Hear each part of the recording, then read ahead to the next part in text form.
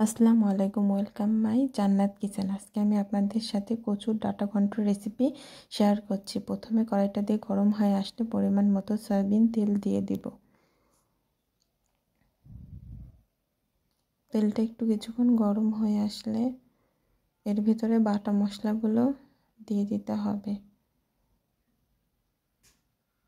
আমি এখানে বাটা মশলাগুলো দিয়ে দিচ্ছি। জিরা, দারচিনি, এলাচ, রসুন, আদা, কাঁচামরিচ বাটা দিয়ে দিচ্ছি। দিয়ে একটু ভালোভাবে নেড়ে নেড়ে কষিয়ে নিতে হবে।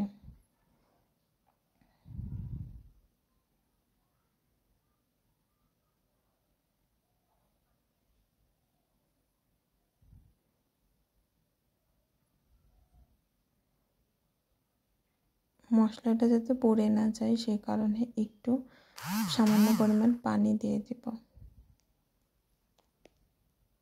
পানি দিয়ে আবার নেড়ে নেড়ে মশলাটা কষাতে হবে। মশলাটা একটু কষানো হয়ে গেছে, এবার গুঁড়া মশলাগুলো দিয়ে দিব। হলুদ গুঁড়ো, ধনিয়া গুঁড়ো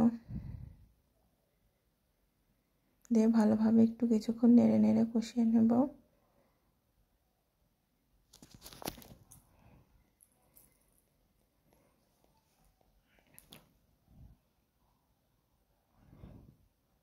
পরিমাণ মতো লবণ দিয়ে আবার মশলাটা একটু কিছুক্ষণ নেড়ে নেড়ে কষিয়ে নেব।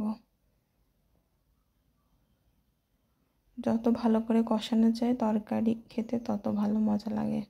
সব রান্নায় যত ভালো কষাবেন তত খেতে মজা লাগবে। এবার সিদ্ধ করে রাখা কচুর ডাঁটাগুলো দিয়ে দিলাম। এবার মশলার সাথে ভালোভাবে নেড়ে নেড়ে মিশিয়ে নেব।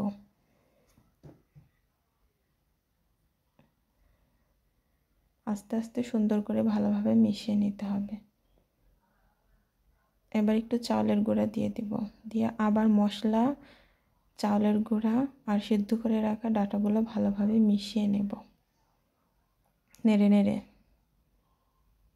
এবার একটু ঘন্ট করে নেব।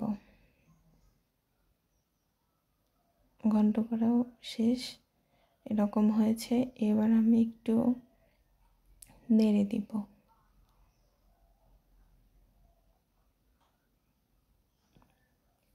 আস্তে আস্তে একটু ভালোভাবে নেড়ে দিতে হবে।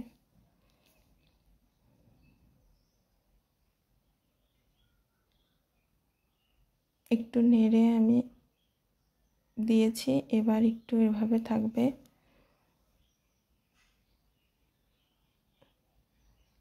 এবার আমি আবার নেড়ে দেব।